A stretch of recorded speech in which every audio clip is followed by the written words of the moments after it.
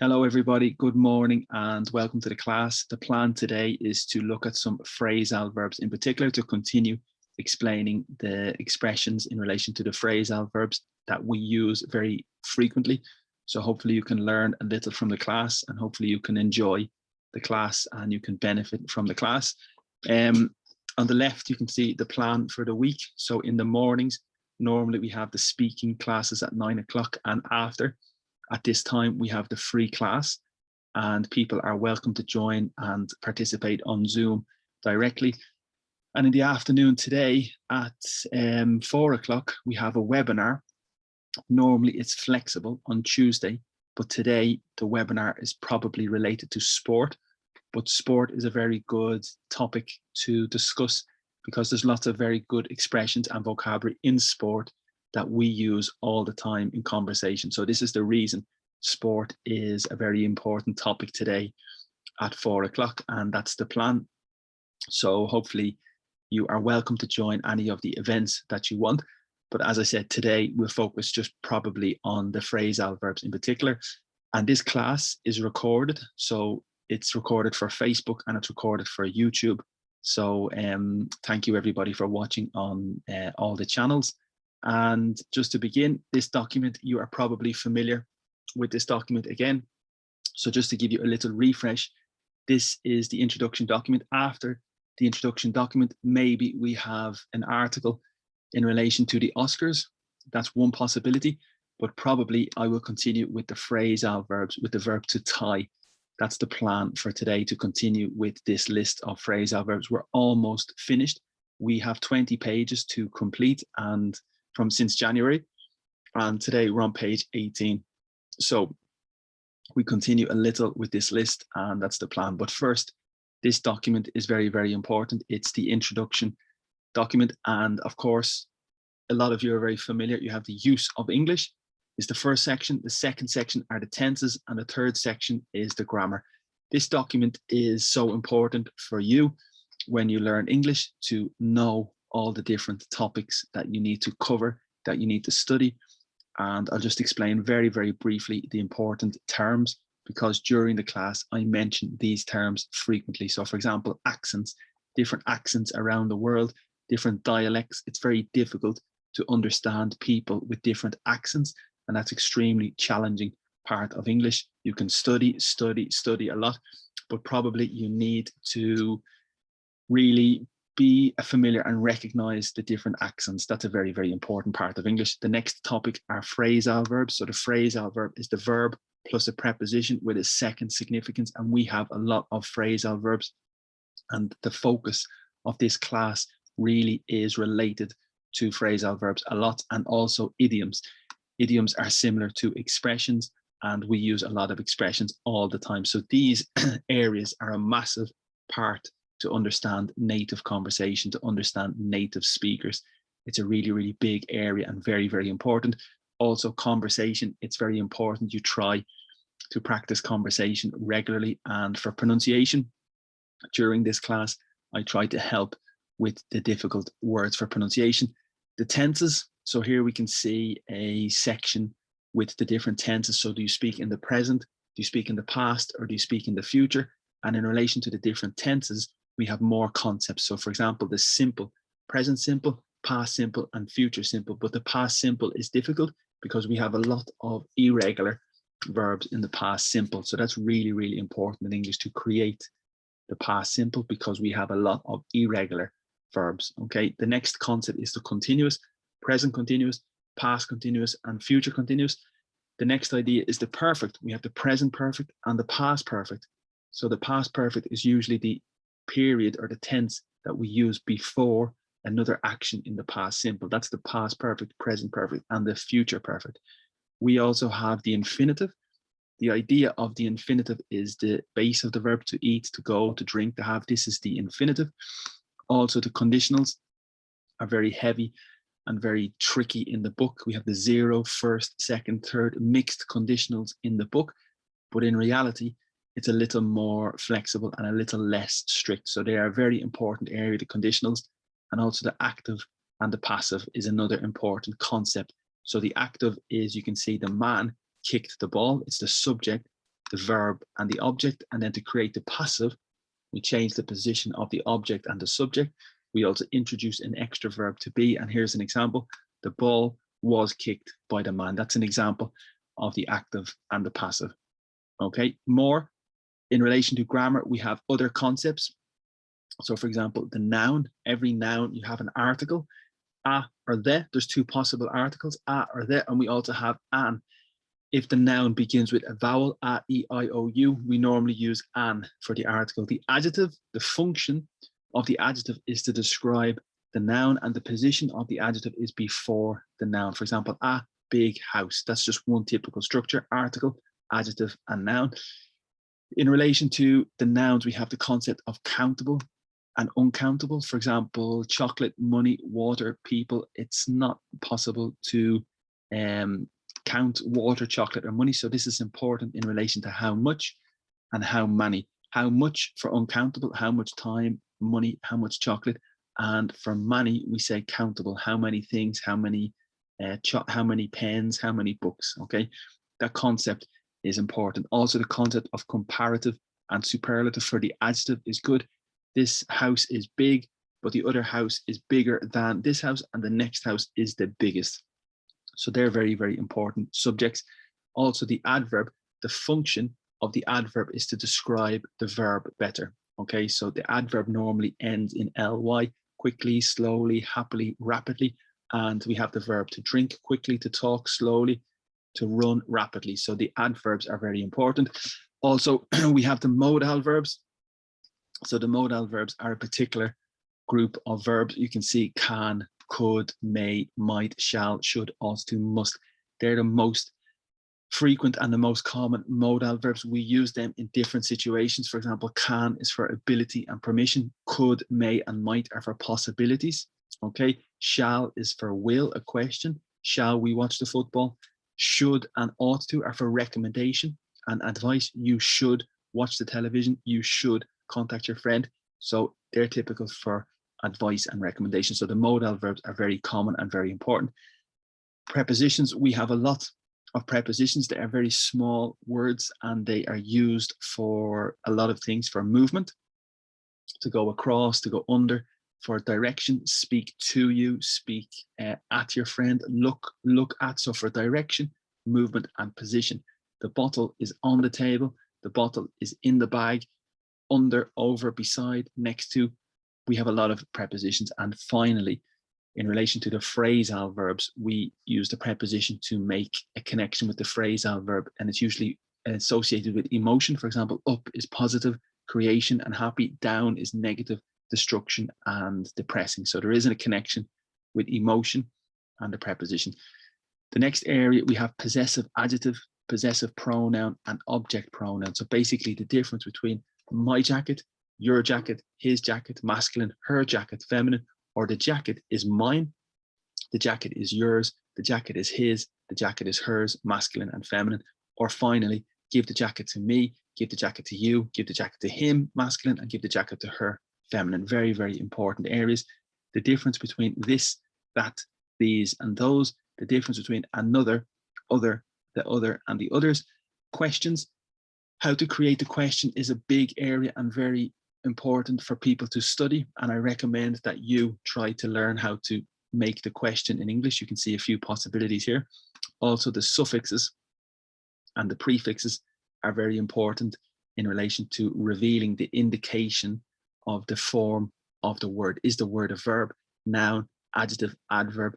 The suffix and the prefix are a big indicator to help you identify the form of the word. Okay. Conjunctions and linkers are very important. So we use a lot of words to connect sentences, to connect phrases, and we have some basic connectors and we have some more advanced connectors, and this is very important as well in English. Vocabulary, the best way to improve your vocabulary is probably to read. You need to read magazines, newspapers, books. You need to read frequently. You need to read a lot, and this is the best way to improve your vocabulary and also to see grammar in action. So reading is very important, and it's a good idea to increase your vocabulary by reading, and that's really the secret to improve English. Writing, is another skill that you need to practice writing and need to maintain your practice of writing. It's a good way to improve English as well. Exams are popular, and we have specific classes to prepare people for specific exams. For example, Cambridge, IELTS, they're very, very popular. And that document is a very interesting document. So there's a lot of material, a lot of information on that document, and it's similar to other books. It's similar to other classes. It's similar to other teachers. So this document is the base of English, and it's necessary that most people are familiar with the content here, because it's really the foundation and the structure of the language. Okay, so for me, that's very, very important. Now, I will continue with the phrasal verb list. So that's the plan for today. Yesterday, I think we saw the verb to throw. We had a lot of expressions yesterday with the throw. Throw up, throw out, throw in, throw back. We had a lot of expressions yesterday in relation to the phrasal verbs connected with throw, and you can see on the Instagram page a lot of material as well in relation to that. Also, remember the social media before we begin. People are welcome to connect on and to find me on social media with Instagram, Twitter, and YouTube. We have the channels, and we upload some material every day in relation to the classes, and people are welcome to connect there. Also, this class is free, but if you want at the end to make a small donation, if you are learning a lot and if you're very happy and you want to make a donation, it's possible at the end with 3 or 4 possibilities: transfer by bank, Revolut, the application, or Bizum if you want to make a tip or a donation, and that's possible at the end. And remember, today at 4 o'clock, we have another class dedicated to sport vocabulary, but it's a brilliant way to learn more vocabulary because sport has a lot of very important expressions and vocabulary, and that's the plan for today at 4 o'clock. Okay, so today we begin with the verb to tie, and sometimes this is confusing because we have 2 words in English. We have the verb to tie, which is typical, the action like this, okay? And we also say a tie. So for example, this is a tie and the verb is to tie, okay? But we have another word which sounds similar, a toy, but it's completely different. So the toy is for kids, and they're both very, very flexible expressions, okay? So we have one to tie yourself in knots. And remember, a knot is a nudo in Espanol, or no in Portuguese, I think.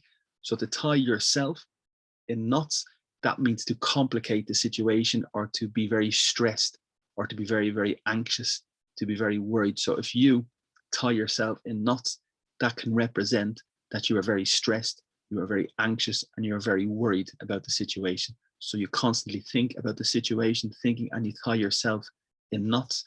That means to be stressed, to be anxious, and definitely very, very negative, okay? The other expression is to tie the knot, which we explained before, and the significance is to get married. So the metaphor, when you get married, you tie the knot, okay? And that's confirmation. It's real commitment. So the significance is to get married, to tie the knot, okay? We say a family tie, and that means a connection. So you have family ties to Brazil, you have family ties to Italy, you have family ties with Ireland, and that means you have family connections in relation to the country. So that's very typical as well. Finally, we have in sport, to tie a match is to draw. It's very difficult vocabulary because in English we say to draw a match, and that's confusing because the verb to draw is dibujar in Spanish, draw the painting, draw the picture, but in sport it's possible to draw, and that's when it's equal. Also for the cowboy, the action with the pistol, they draw the pistol. So it's very, very important, the verb to draw. We say to draw a pistol, and that means to extract, okay? So that could be connected to the sport. To draw a match is empate in Espanol, it's a draw. But draw is very, very important because it's also attract. For example, you draw attention to yourself. That means you attract attention to yourself. to draw attention to yourself. We say Beyonce came to Dublin, and Beyonce had the concert, and she drew a lot of people to the stadium. She attracted a lot of people to the stadium. So for example, Beyonce drew a lot of people to the stadium, and the significance is she attracted. So really, really important vocabulary, really fluent, and very, very important. Okay, and again, to attract here is the same. Also in the house, we have a drawer. Okay, so a drawer in the house is like cajón in Espanol. So for example, this is my desk and I have a drawer.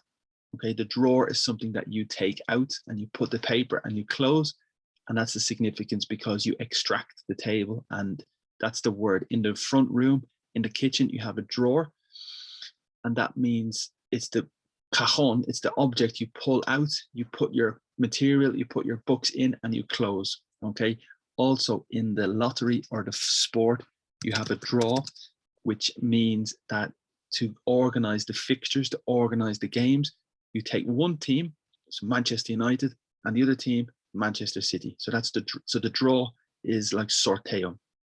So very, very flexible and really fluent English, and very, very important. So here we have the verb to tie, and also the expression is to tie a match, and the significance is empate. Okay. Also, we can say a tie, which is like a game or a fixture. Okay, so very, very flexible word.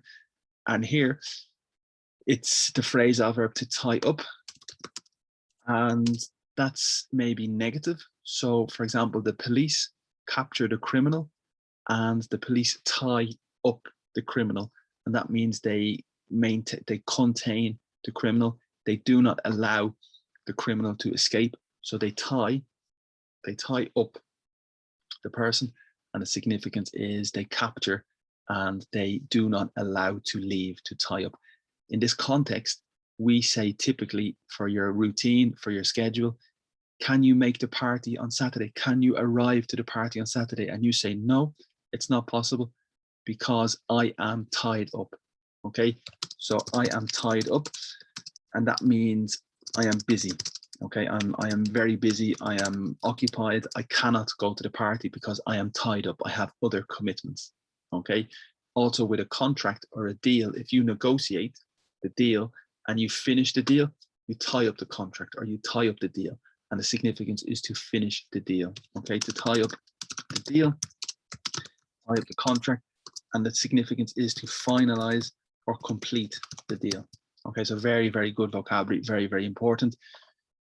And I think that's the most typical expressions, but remember, the other word is different, a toy, and that's a game for a child. For example, a teddy bear is a toy, but we have a verb to toy with somebody, is the significance to play with somebody, maybe negative, and it could be emotions. So in a relationship, if one person is interested and the other person is not the same, it's not very interested, this person maybe plays the game and one day says, I like you, the next day, I don't like you. So they are toying, they are playing with the emotions. Okay, so that's possible as well with different spelling, so you can see the importance of that. And also we say a toy boy, which is maybe in relationships when the boy is maybe, or the man is younger than maybe the woman, and they just maybe meet to have fun, to have a coffee or something, and it's a joke. A toy boy is maybe the younger man in the relationship, I suppose, and that's a famous expression as well. And I think they are the most typical expressions with toy and tie. And here's the example: to tie somebody up is to fix securely. And here's the example: difficult vocabulary because the dock is related to the ship. Okay, so when the ship enters the city, the ship enters the docks, and the docks is the name of the area because the verb to dock is to leave the boat secure. Okay, so the dock for the iPhone and the iPad, you have the iPad dock. So you put the iPhone in the dock, so it's to secure and to fix, and it's the same concept with the boat. The boat enters the dock and it leaves the material. So that's the verb to dock. So very, very important. and the docks is related to the boats. Okay, and here is the verb. So when we dock, make sure you tie the boat up perfect. Example, so when you enter the city, when you enter the port, when you enter the dock, ensure, okay, so they say to make sure that the boat is secure, that the boat is tied up, okay? Other prepositions, tie back, no, maybe with your hair, that is a possibility, to tie back your hair. And that's maybe more typical with long hair. So imagine my hair is long and I want to play sport. It's necessary, I tie my hair back, okay? That's possible as well. Tie under, no. Tie out, no. Tie down, no. So that's the only possible combination with the phrasal verb, to tie up, and that means you're very busy, number one, or to secure tightly, okay? The next one is important, attire or to tire. So this is very important because the significance is completely different. And here you can see the significance of the first one. In Spanish, I think it's pneumatico. So you have the car and you have the tire for the car. That's the first significance. Or the bicycle, we have the tire. Also, it's a joke when after Christmas, so for example, I eat a lot of food at Christmas. I love eating the food at Christmas. And after Christmas, I put on weight, or I gain weight. I have extra weight because I'm eating. So maybe I have a spare tire, and that's a joke as well. So, well, not a joke, but a spare tire is typical for the car. So spare is like extra. So in the car, you have the 4 tires, but you have the extra tire in the back in case you have an emergency. That's the spare tire. And the significance in January, when I have eaten at Christmas and now I have an extra weight on my body. So it's a spare tire. Very conversational, very typical. And we also say to spare some money. And that means to give extra money to somebody. Can you spare some money for your friend? Can you afford to give extra money to your friend? We say spare change, we say spare time, and that's really, really good vocabulary, okay? But the second significance is completely different. So the pronunciation is more or less the same, but the second significance is related to the adjective tired. And we have 2 adjectives, and it's very important that you are clear with the difference between the 2. So the first one is for the person. Remember, ED, for example, bored, excited, interested, is typical for the sensation for the person. So my physical sensation is I am tired. That's my sensation. But the movie, the activity, the sport, this is tiring. Okay, so there's a big, big difference between tiring and tired. It is possible if you speak with another person and this person requires a lot of attention, or this person requires a lot of concentration from you, this person is very tiring for you. So there's a big difference between tired and tiring, bored, boring, interested, interesting. So there's a massive difference. And here, this is the family, and the verb is to tire. So that's typical for children, or in the marathon. For adults in the marathon, if you run the marathon and at the end of the marathon you tire, the significance is you become tired or you get tired. So at the end of the marathon, it's typical, I will tire. That's the future simple. And I will get tired, I will be tired. Okay, very interesting vocabulary, very, very important. And the phrasal verb is very typical, to tire out. And the significance of out is like finish. Okay, so here the child has a lot of energy. The child is full of energy, very enthusiastic, but you give the child some exercise, and at the end of the exercise, the child will tire out, and the significance is no more energy. Okay, so very, very common phrasal verb. For example, this person tires you out, so you have no energy after interacting with that person. Okay, and here's the example. Cause someone to be very tired, and okay, so speaking English all day makes me very, very tired. Speaking English all day tires you out, so you have no more energy after you speak all day in English. Okay. Of course, we can say tired of the weather, tired of the traffic. And we have a lot of possibilities in relation to this same expression. We say sick of the weather. We say fed up with the weather. We say they're the typical, but remember the verb is to feed.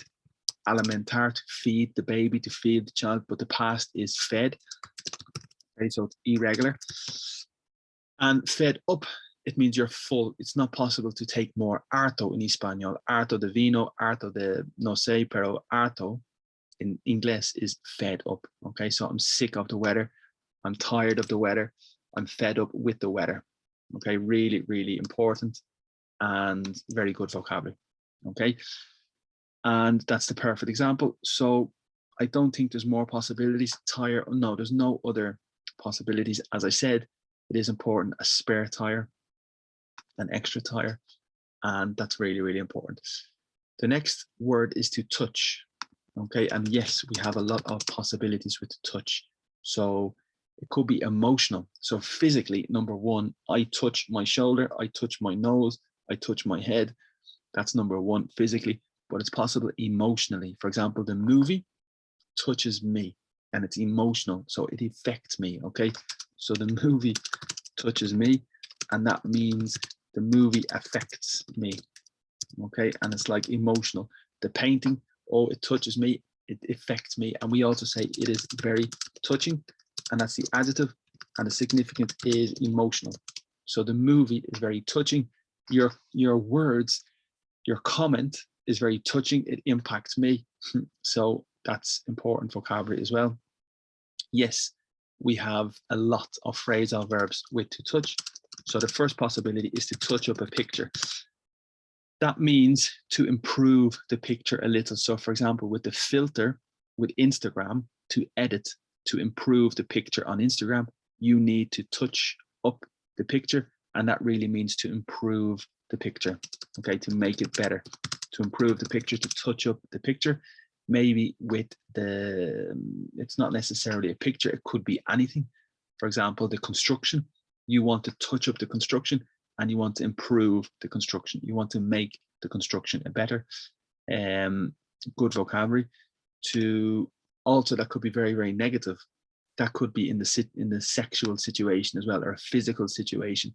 It could be very, very negative to touch the person up, which is maybe unwanted attention. So that's possible as well in that situation. But number one, it's typical for the picture to try to improve the picture. You touch up the picture, okay? That's good. So also, let me see, to touch on is very important. And you can see here in the example, it's the expression. So on is like in relation to the subject or the topic. So for example, in my class this morning, I touch on vocabulary, I touch on phrasal verbs. That means I speak a little about the phrasal verbs. So here's the example. Talk about for a short time, and they say the candidates touched on the subject. So that's really good. So they only spoke for a little time about this particular subject, but they continued speaking about different topics. So the presidential candidates touched on the subject of health during debate. So they only spoke for a little time on the topic. Okay, so in my speech, I touch on this topic. So I only mention very briefly. A really, really good vocabulary.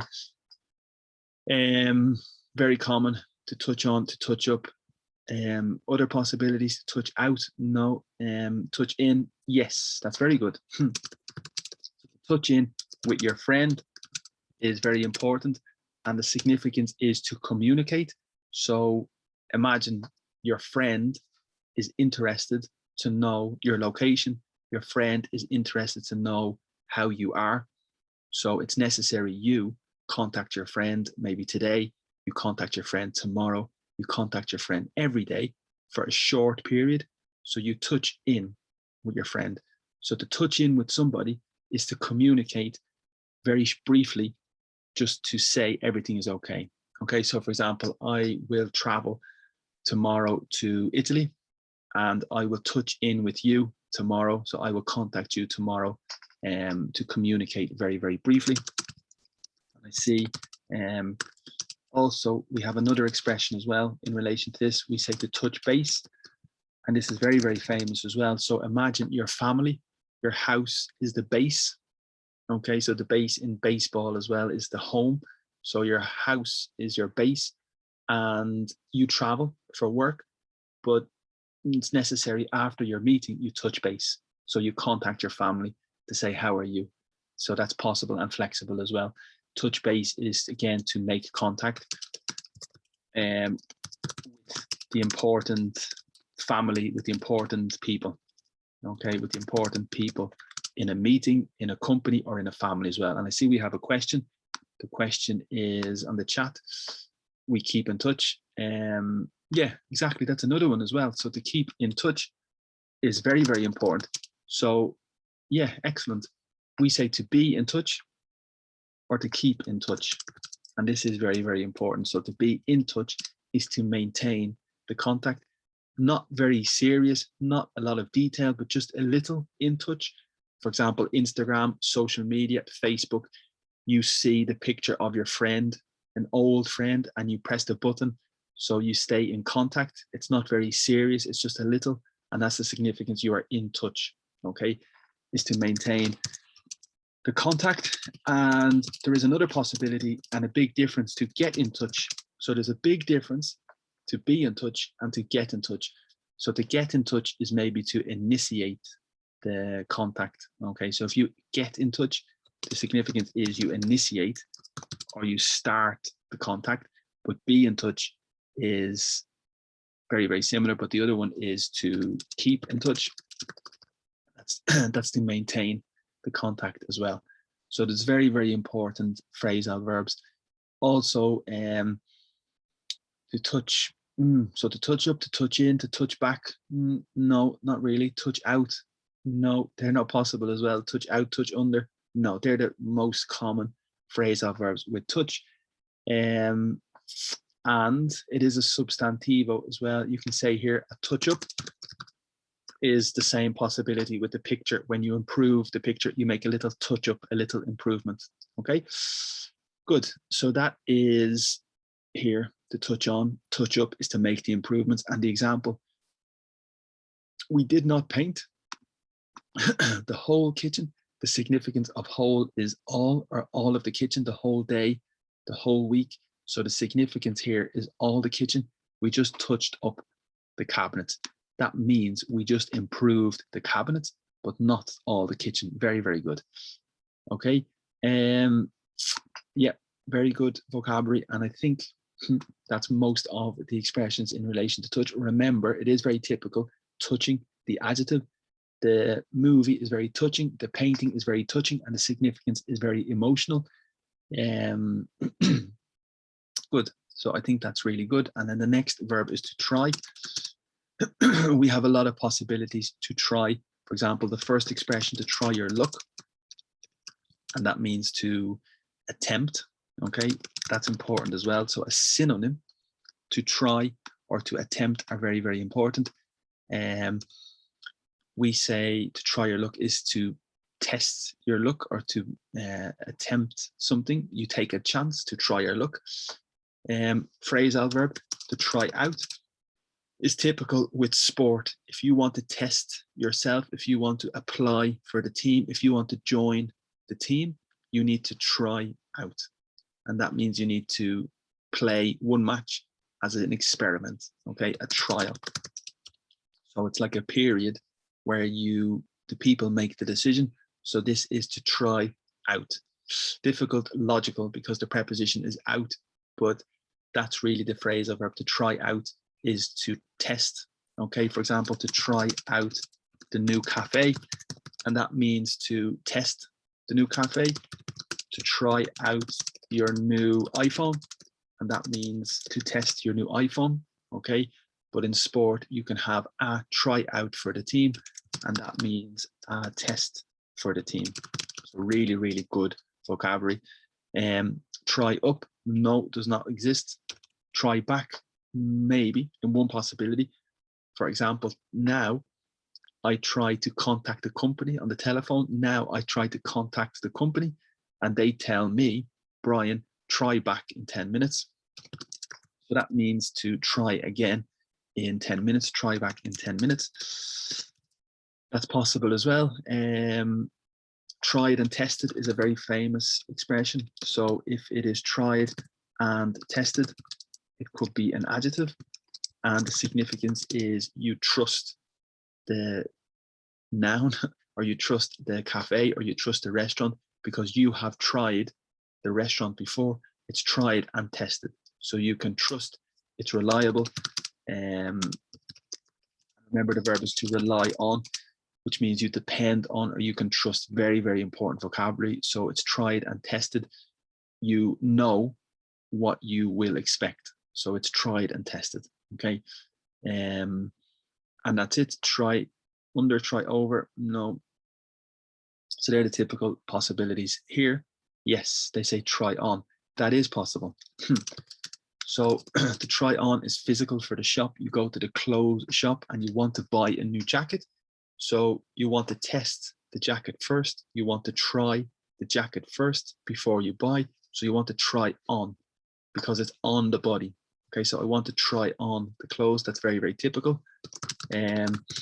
Also, it could be for the child when the child lies, okay, to lie and to trick. So for example, I try something on with you. So I say, I try to lie to you and I say, oh, tomorrow is a very important day. You need to join the class because it's going to be fantastic. It's going to be great. So tomorrow I try to persuade you. So I try my convincing on you. So to try on is possible for the clothes, but it's possible for a lie. When somebody tries to sell you something or somebody tries to convince you, they try to persuade you, they try it on with you. And it could be romantic as well in the bar, like the phrasal verb to chat up. When the person chats the other person up, like to flirt, okay? And it is possible to try it on with somebody, is to try to sell yourself to that person, try to persuade the other person in the romantic situation that you are very nice, etc., or you're very whatever. So to try it on with somebody is to convince, try to convince somebody, and it could be romantic situation as well. And here the expression is put on the clothes, try on the pants, try on the trousers before you buy them, no problem. Try out is to test. So you have the massage chair, like to massage. They're different from message, send a message, but you have the massage, okay? And the massage chair is the special chair that massages the back. So you want to try it out, you want to test it before you buy it, okay? So it's really typical. And I think they're the most typical phrasal verbs with try. Yeah, try your hand is a possible expression as well, to try your hand at something. And that means to have a go, have an attempt, have a go, have a try.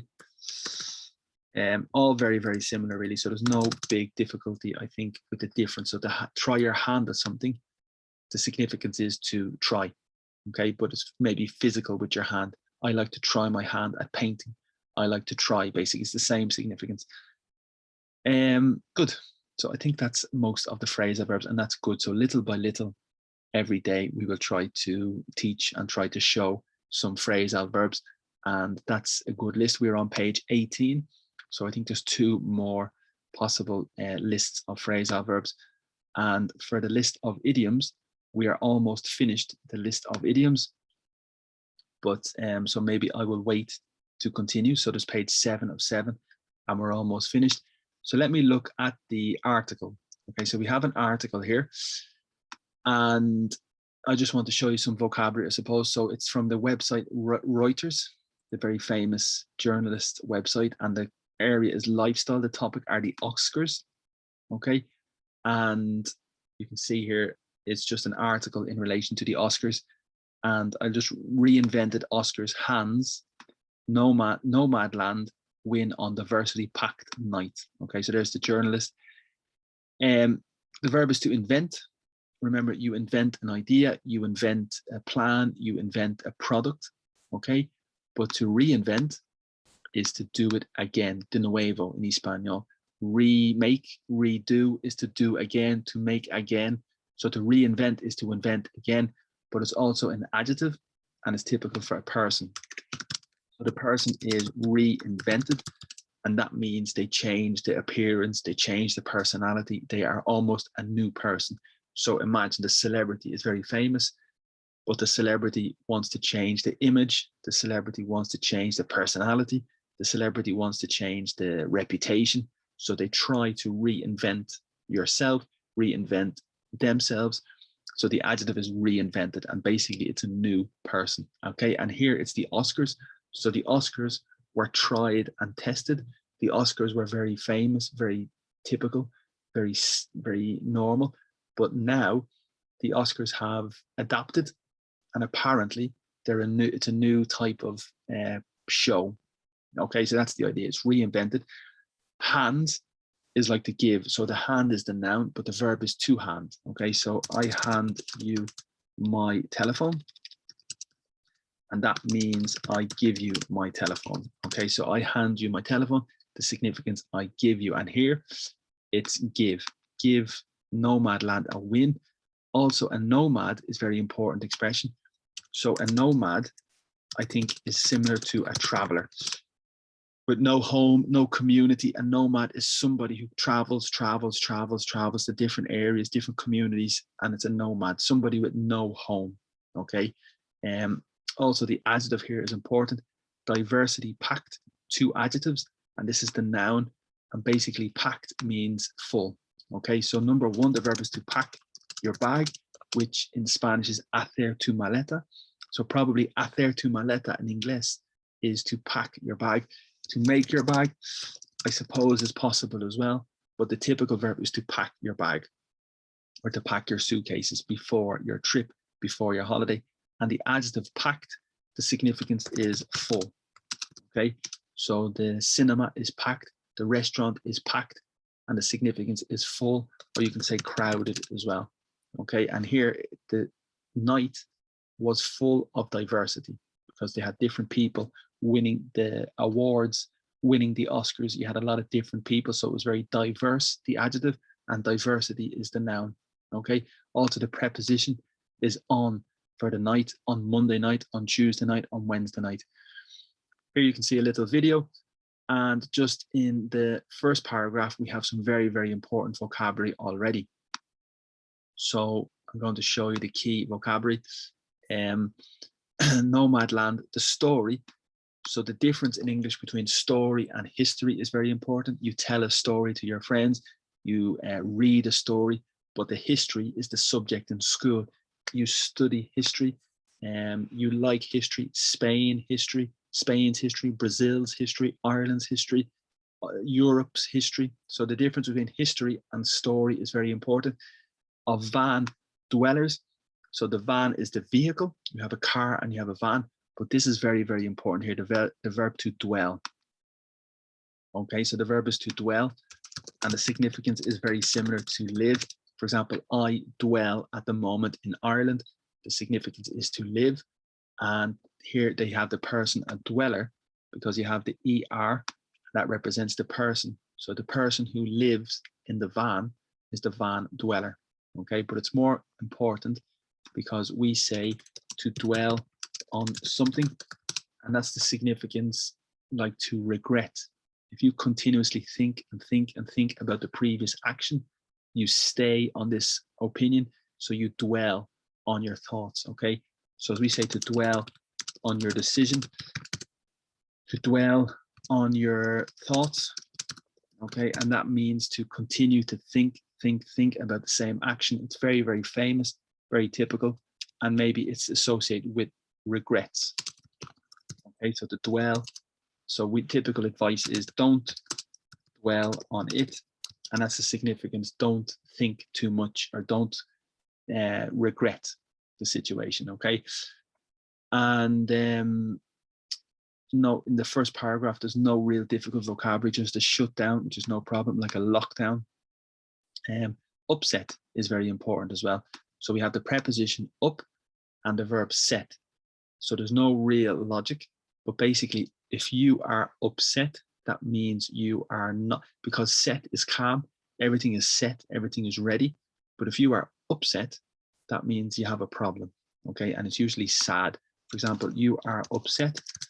It could be emotional, it could be sad, it could be angry, it could be not good.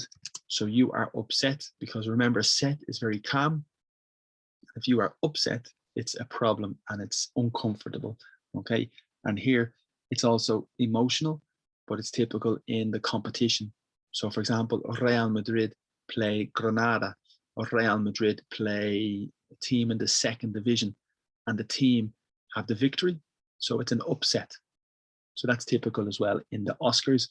The expectation is to have this film to win, but the small film has the victory. So it's an upset, it's a surprise. And here the significance is a major surprise, a major upset. Okay, and the verb here is a man battling dementia. So the pronunciation is difficult, dementia, but the verb to battle, I think, is similar in Spanish or Portuguese, batalla. So the verb is to battle. And here is the gerundio, and it's like fighting, okay, to fight, to struggle with. And here it's very important that he's fighting the illness, he's fighting the disease. Widely is important as well, widely expected. So wide is like amplio, the street is very wide, and the verb is to widen your maybe your mind, but to widen the road is to make the road más amplio, okay? And we have a verb to broaden, and we have the adjective broad. So these are very, very similar, okay? So broad is the adjective, and wide is also the adjective, but the verb is to widen, okay? And here we have the adverb, widely accepted. That means most people expect, a lot of people expect the victory. Okay, it's widely expected. You can say widely believed, widely known. So really, really good word and really flexible. That means a lot of people believe or a lot of people know. Okay, good vocabulary and very fluent as well. And that's it. So that's a lot of vocabulary again. We began with the introduction document. We continued with the list of the phrasal verbs, and now we looked a little at the article from the newspaper just to examine some of the vocabulary and some of the expressions. I think that's very good. Hopefully you understand everything. If you have any questions, you can contact me and you can tell me. And little by little, I think it's a good idea to try and learn some English every day. And that's it. So that's the plan for today. Remember, at 4 o'clock today, we have another webinar, another class dedicated to vocabulary from sport, which is really good because the vocabulary is very typical in conversation. So that's today at 4 o'clock. And everybody's welcome to join. There's a small fee, but hopefully it will be very interesting. Social media, if you want to connect on social media, you can find me on Instagram, Twitter, and YouTube. That's possible there.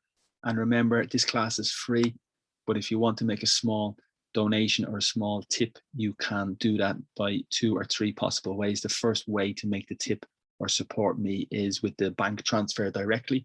You can see the information here. And the second possibility is with the application Revolut. You can make a small donation or a small tip this way. And the third possibility is the application Bizum, which is very popular in Spain. So if you want to make a small tip, a small donation to support me, that would be very good. And it will help me a lot. And more importantly, I hope you enjoyed the class and the vocabulary here. I will put the vocabulary below the video on Facebook, and hopefully you can access the material and you can access the notes as well. And that's the plan. So thank you very much, everybody, for watching the class on Facebook, on YouTube, and hopefully you learn some things. And if you have any comments, you can put at the bottom of the video. And thank you so much, everybody. And I hope that you have a very, very good day. Okay, talk to you soon. Bye-bye.